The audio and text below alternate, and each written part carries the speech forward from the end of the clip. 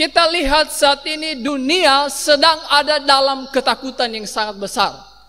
Sedang ada dalam ancaman yang sangat besar dengan keadaan, situasi dan kondisi yang sangat-sangat susah dihadapi oleh manusia saat ini. Keluar rumah, takut. Pergi ke fasilitas umum, takut. Kita pergi ambil uang saja di ATM, kita dipenuhi, dihantui dengan rasa takut. Harus pakai sarung tangan, tekan tombol. Semua dalam pikiran dipenuhi dengan rasa takut. Sehingga kita mau pergi kemana, pulang, kita begitu susah sekali. Ketakutan sedang melanda dan menguasai seluruh umat manusia saat ini. Dan ketakutan sedang sepertinya menghinoptis pikiran manusia. Seakan-akan Tuhan tidak ada di sana. Tuhan tidak berkuasa di sana untuk memberikan jalan keluar bagi setiap anak-anak yang sungguh-sungguh percaya kepadanya. Dan kita lihat bukan hanya manusia saat ini yang mengalami rasa takut itu. Orang-orang Israel dalam perjalanan mereka dari Mesir menuju tanah Kanaan, ada dua hal yang menakutkan bagi mereka ketika saya baca dan saya simpulkan. Yang pertama, ketika mereka keluar dari tanah Mesir sampai di sebuah danau yang bernama Danau Teberau. Ketika itu mereka sampai di Danau Teberau, mereka berkata kepada Musa, "Musa, kita tidak punya jalan. Sebab Mesir, Firaun sedang mengirim tentara-tentaranya untuk membinasakan kita. Bagaimana ini?"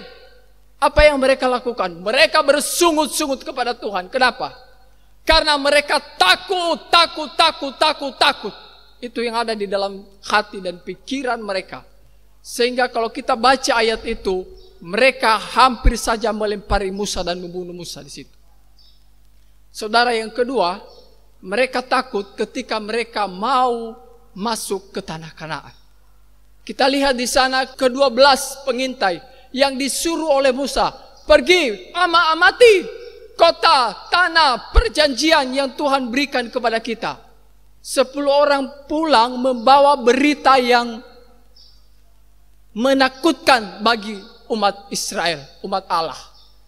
Membawa berita yang menakutkan yang membuat bangsa Israel tidak punya harapan, tidak punya masa depan, dan tidak punya hari depan. Sedangkan Kaleb dan Yosua memberikan berita yang sangat menggembirakan dan sangat memberikan harapan akan hari depan. Kenapa Bapak Ibu Saudara? Karena mereka tahu siapa yang menyertai mereka, siapa yang memimpin mereka, siapa yang ada di pihak mereka. Sehingga mereka tidak takut dan gentar. Sekalipun 10 orang bilang bahwa di sana itu ada orang-orang raksasa, mereka makan satu dengan yang lain, kanibal dan lain sebagainya. Tetapi karena Yosua dan Kaleb tahu siapa yang menyertai mereka, siapa yang pelihara mereka, yang pimpin mereka, maka mereka tidak takut. Tetapi bangsa Israel, umat pilihan Allah, Bapak Ibu Saudara, mereka bersungut-sungut kepada Tuhan, bersungut-sungut kepada Musa, bersungut-sungut kepada Yosua dan Kaleb. Dan kita lihat di sana juga mereka hampir membunuh dan melempari batu Yosua dan Kaleb. Ini orang yang dihantui dengan rasa takut. Orang yang dihantui dengan rasa takut yang berlebihan, orang yang dihantui dengan rasa takut yang tidak terkendali, akan bertindak dengan tidak benar dan bertindak sembarangan. Dan melupakan semua apa yang mereka alami pertolongan Tuhan. Simpel saja sebenarnya kenapa mereka begitu takut. Kenapa mereka begitu gentar dan mereka begitu cemas dalam menjalani hari hidup mereka ketika mereka mau masuk ke tanah Kanaan. Karena mereka melupakan janji Tuhan. Tuhan pernah berkata kepada mereka bahwa aku akan membawa kamu ke tanah perjanjian. Dan tanah itu akan kuberikan kepadamu. Bapak Ibu kalau perhatikan di situ nanti, ketika Musa menyuruh ke-12 pengintai itu sudah dekat. Di depan mata. Tetapi karena mereka bersungut-sungut takut, akhirnya Tuhan putar mereka kembali. Berapa puluh tahun? 40 tahun. Mengembara di tanah yang tidak ada pohon-pohon. Apa yang sedang kita alami hari ini? Ketakutan yang begitu menghantui kita. Kira-kira siapa yang menciptakan ini dalam diri manusia? Apakah Tuhan yang menaruh ini di dalam diri manusia? Atau siapa dari pihak lain yang memberikan ketakutan itu dalam diri kita? Waktu manusia pertama jatuh ke dalam dosa, dari situ awal mula muncul rasa ketakutan di dalam diri manusia. Adam dan Hawa diusir dari Taman Eden. Dan di situ mulai muncul ketakutan. Mulai muncul kegelisahan. Mulai muncul kekhawatiran. Dan lain sebagainya. Nah Bapak Ibu Saudara, siapa yang ciptakan ketakutan dalam diri manusia?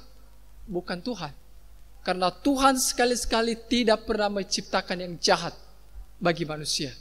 Melainkan firman-Nya berkata bahwa hari depan yang penuh harapan. Amin.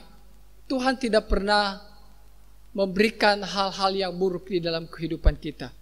Tapi seringkali kita sendiri yang kadang-kadang buat diri kita jatuh. Dan kita mempertanyakan di mana pertolongan Tuhan, di mana perlindungan Tuhan, di mana kasih sayang Tuhan bagi saya, di mana pemeliharaan Tuhan. Apakah Tuhan tidak berdaulat dengan segala apa yang sedang terjadi? Bapak Ibu yang dikasihi oleh Tuhan, di dalam perikop ini kita melihat bagaimana murid-murid Yesus begitu takut menghadapi orang-orang Yahudi. Dan karena berita hoaks yang dibuat oleh mahkamah agama bahwa Yesus bukan bangkit, tetapi mayat Yesus dicuri oleh murid-murid Yesus. Nah Bapak Ibu Saudara, kita lihat mahkamah agama, orang-orang Yahudi, para imam-imam, ini tokoh-tokoh agama, ini tokoh-tokoh yang sebenarnya menegakkan kebenaran. Tetapi justru mereka sumber otak daripada kejahatan. Dan tidak kita heran saat ini kalau terjadi hal yang demikian. Orang yang berjubah agama menyalahgunakan segala kedudukan, jabatan dan kebebasan untuk melakukan kejahatan. Nah saudara yang dikasihi oleh Tuhan, kenapa murid-murid Yesus takut? Kenapa murid-murid Yesus mengunci pintu-pintu? Dan mereka mengurung diri di dalam rumah. Bukan mereka takut tidak makan Bapak Ibu Saudara. Bukan karena mereka tidak punya pakaian sehingga mereka tutup rumah. Tapi karena mereka takut mati. Itu sebenarnya jawabannya. Takut mati dan takut ditangkap dan takut dianiaya oleh orang-orang Yahudi pada waktu itu. Nah Bapak Ibu Saudara, bukankah kita begitu sekarang juga ya? Kita begitu takut. Kalau bisa, kita memperpanjang umur kita di dalam dunia ini.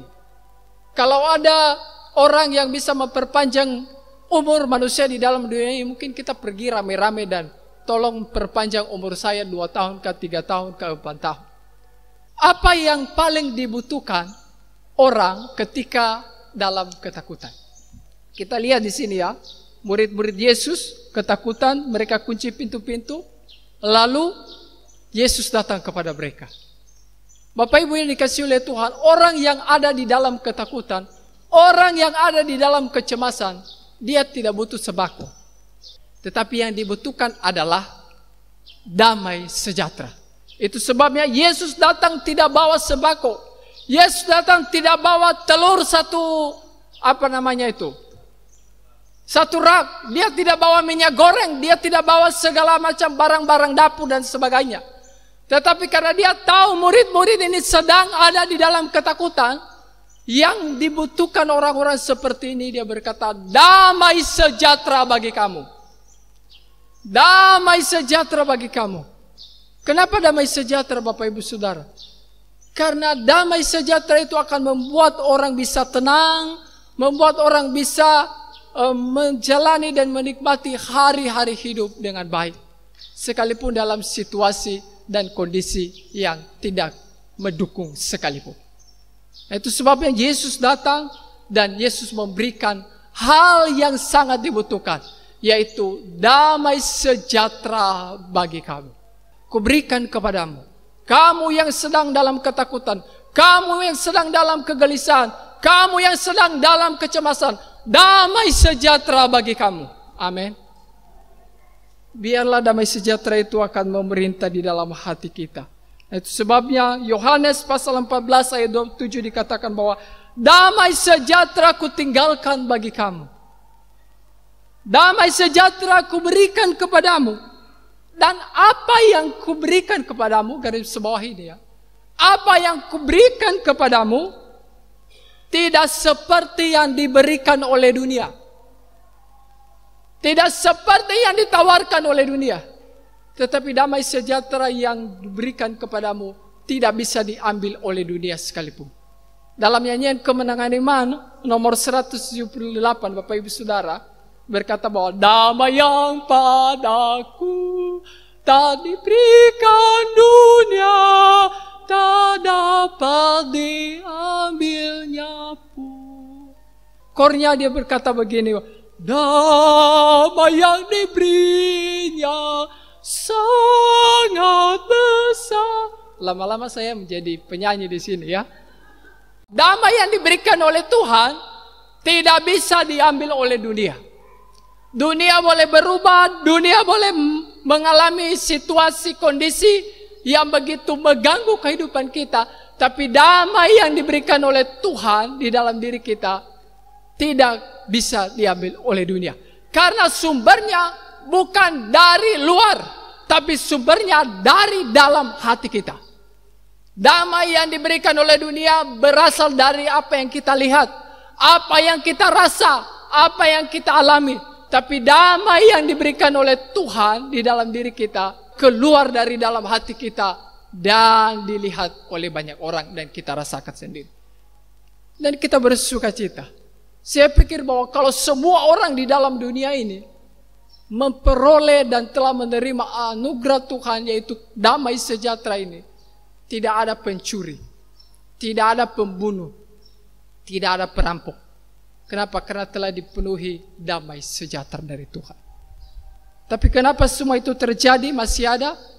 Karena belum mendapat damai sejahtera yang dari Tuhan. Nah Bapak Ibu yang dikasihi oleh Tuhan, artinya begini, bahwa damai sejahtera yang sejati hanya kita dapatkan di dalam Yesus. Lagu yang menyatakan, kalau ku cari damai, hanya ku dapat di mana? Dalam Yesus. Kalau ku cari ketenangan, hanya ku temui di dalam Yesus dan sebagainya. Hanya ada di dalam Yesus. Tapi orang-orang dunia saat ini dengan begitu susah payah cari damai. Padahal hanya ditemukan di dalam Yesus sebenarnya. Dapat Yesus, dapat damai sejahtera. Dapat Yesus, dapat jaminan hidup yang kekal. Itu jaminan. Bukan hanya omong kosong dan bukan hanya cerita dongeng. Tapi firman Tuhan yang menyatakan itu dalam kehidupan kita. Ayat 22 dikatakan Bapak Ibu Saudara, sesudah berkata demikian, ia menghembusi mereka dan berkata, terimalah Roh Kudus. Nah Bapak Ibu yang dikasihi oleh Tuhan, kenapa Tuhan berikan Roh Kudus kepada murid-murid setelah memberikan damai sejahtera? Karena Roh Kudus inilah yang membuat murid-murid keluar dari tempat persembunyian mereka. Karena Roh Kudus inilah yang membawa dan memampukan murid-murid Yesus melawan ketakutan yang sedang ada di dalam otak dan pikiran mereka. Itu sebabnya setelah mereka terima Roh Kudus, mereka bersaksi, mereka dianiaya, mereka dikucilkan, mereka disesat dan dipenjara dan lain sebagainya. Mereka tidak takut. Kenapa? Karena telah menerima Roh Kudus yang memberikan keberanian dan kekuatan kepada mereka masing-masing. Nah Bapak Ibu Saudara, saya pikir damai sejahtera dari Tuhan dan Roh Kudus itu penting untuk kita harus terima dan harus kita alami di dalam kehidupan kita. Kalau tidak, kita akan tergoncang dan tergoncang untuk menghadapi segala situasi yang terjadi saat ini. Nah, apa pentingnya damai sejahtera di dalam diri manusia? Damai sejahtera dari Tuhan akan membuat kita bisa tenang menghadapi masalah. Ada ketenangan, ada kestabilan. Ketika kita lihat hal yang susah kita hadapi di depan, kita dengan tenang untuk menghadapi. Karena ada damai, ada sukacita di dalam hati kita. Perhatikan ketika Yesus berkata bahwa damai sejahtera bagi kuberikan kepadamu. Apa yang mereka, ketika mereka lihat Tuhan, mereka begitu bersukacita, begitu bergembira.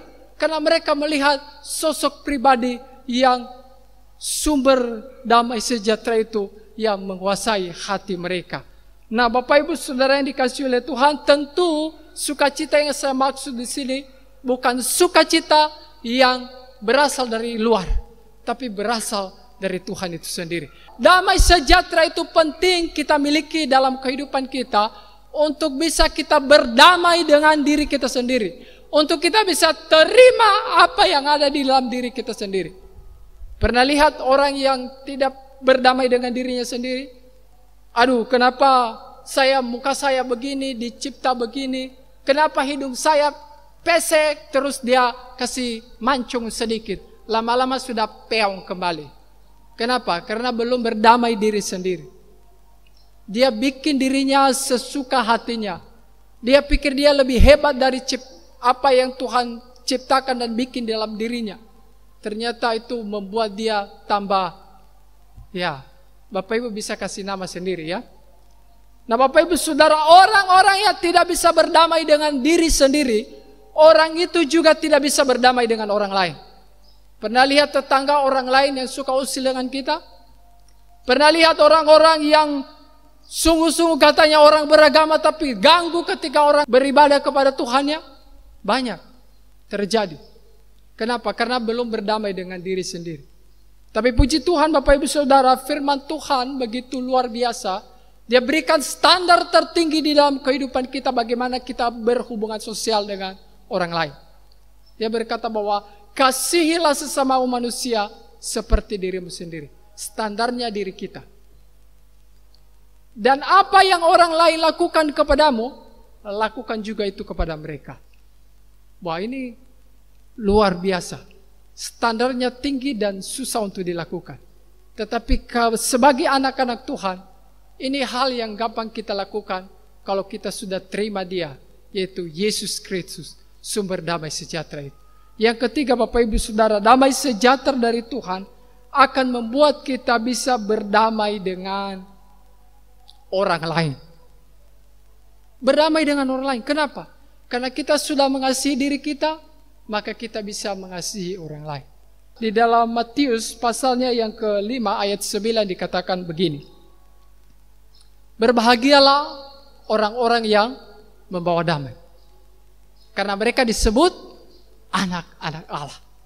Bah, ini anugerah dan ini adalah penghargaan yang sungguh luar biasa yang Tuhan berikan kepada kita.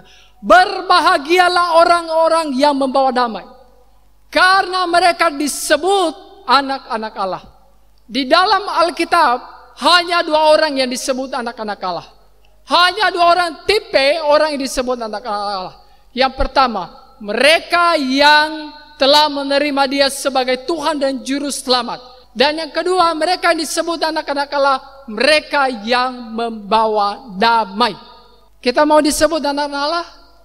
Mari kita bawa damai di tengah situasi kondisi yang ada saat ini. Mau disebut anak-anak Allah? Mari kita membawa damai di dalam keluarga, di dalam lingkungan kita.